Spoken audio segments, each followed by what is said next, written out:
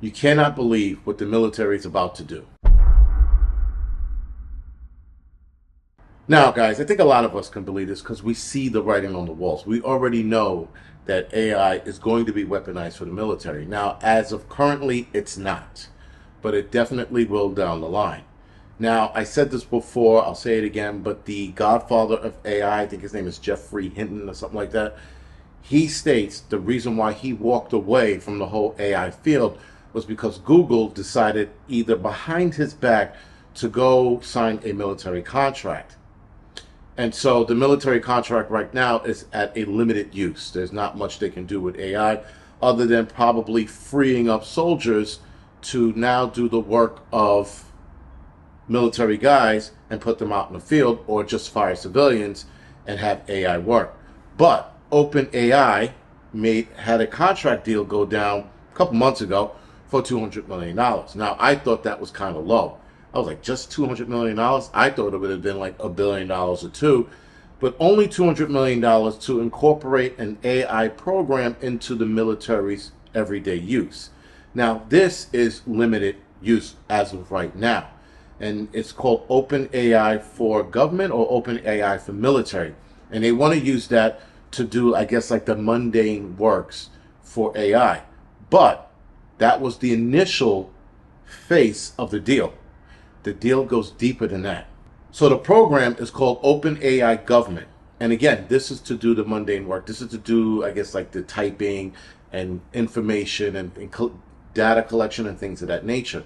A company called Anduril, they are heading up this contract deal with OpenAI and the Department of Defense. So now they got like a third party in there sticking their nose into where it doesn't need to be. Now, AI, I thought that OpenAI, once they made this deal, it was just with them, but that's not the case. Third party is Anduril Corporation, a company. They are in charge of doing military AI programs. So they're specifically designed to do just that. And that is on the battlefield. That's where the red flag picked up. The battlefield is anything involving drones or machinery or vehicles, anything of that nature. They want to start incorporating AI into that. Meanwhile, the article is telling us they just want to do everyday, mundane work for the military. Now, along with this whole AI program that they want to institute, they want to get involved in national security, cybersecurity, back office, administrative function, and warfighting. I was like, okay, there goes the red flag again. So again, while they're trying to make it look like they're trying to stay out of the battlefield, they're getting involved. The problem with it is, so is Russia, so is China, so is anybody else who's developing AI programs. The United States is not the only one. Israel, I think they have something similar to that, but they're looking to now put it in play on the battlefield. Again, that's what the problem is. Now, here's a bigger, I wouldn't say a bigger problem, but this is where me as a military guy would lose my shit. They are now hiring ex-CEO or employees of OpenAI and people in the AI tech field, and they're bringing them into the military as lieutenant colonels. That's the rank that they're coming in at. Because of their experience or their real-world experience, they're already putting them in this rank, and they're being sworn in at this rank on a government level without going to boot camp and without going to OCS. OCS is Officer Candidate School. So these people are just jumping a bunch of ranks, and I don't understand how anybody in the military rank is going to be okay with that. Now, of course, you got enough kiss-ass military generals who will be okay with that, who will turn to soldiers and be like, you got to respect Mr. Clark here, because Clark is now Lieutenant Colonel, because he was sworn in. No battlefield experience, no OCS experience, no military training, no kind of combat or situational awareness at training at all. Nothing, zero. Not even how to put a Band-Aid on. These people are going in the military. That's where the breakdown should happen. And again, as a soldier, you're probably going to get reprimanded or in big time trouble defying any one of their orders, because they're putting them in as a lieutenant colonel, which is a big fucking problem. Now, that company I mentioned earlier, Anduril, their defense system, again, that's also working with AI, and then they're working with OpenAI. So they're already developing their own like AI defense program, and now OpenAI stepping in the arena with them These two companies marrying together to work with the United States military on a battlefield kind of deal is bad. This is where Skynet comes in. And we all talked about Skynet, movies talked about Skynet, and now we're seeing it develop. Now, again, this is its baby stage. We still have another 5 to 10 years before this AI program that's ultimately going to run the military takes over the entire military and starts lobbing missiles at Russia so that they respond in kind, wipes out most of humanities, and then we're starting to run around looking for Kyle Reese and looking to see the next John Connor, because this is where it's going to go. Now, we are all seeing the writing on the walls. Every report and every AI expert and or engineer is saying that we're going into an apocalyptic world with AI. They're pretty much all saying this. Now, you also have some that say that we're overshooting, or people are being a little too conspiracy theorish, and that they're just losing their minds, that we're not going to go on that because we have checks and balances. As of right now, there are no checks and balances. In fact, the big beautiful bill that everybody's ranting and raving about, there was supposed to be some AI contingencies or constrictions or restrictions on AI in that bill, and that got kicked out. I wonder why. Now, a couple of these things I have to read, but this is talking about OpenAI's evolving stance on military application. OpenAI initially had restriction on military and warfare application of its technology. These restrictions were later softened, and the company now allows for military application that aligns with the mission of the benefiting humanity. So it's supposed to benefit humanity, and they're always going to use us as the reason why they're going to use something, because it's going to benefit humanity, it's going to protect the American people. Bullshit. It's only going to screw us over even more.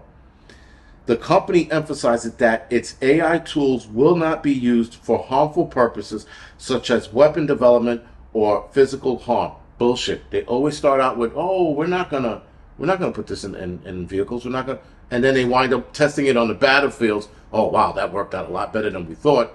And then here comes AI being used in Humvees, submarines, battleships, because the Chinese are doing it. So if the Chinese are doing it, obviously we're going to do it too. It's just a matter of time. Now, the broader implications with this AI collaboration is that this contract highlights the increasing integration of AI technology into the defense sector. It raises questions that the ethical implication of using AI in warfare and the need for responsible development and deployment of these technologies. The contract also underscores the growing influence of private companies in shaping national security strategies and technologies. That is going to be the bigger issue, is that all of this is, again, looking like it's not going to touch the battlefield, it's not going to touch weaponry, but it ultimately will. Because, like I said, the Chinese are doing it, and if I'm not mistaken, the Russians are working on it themselves.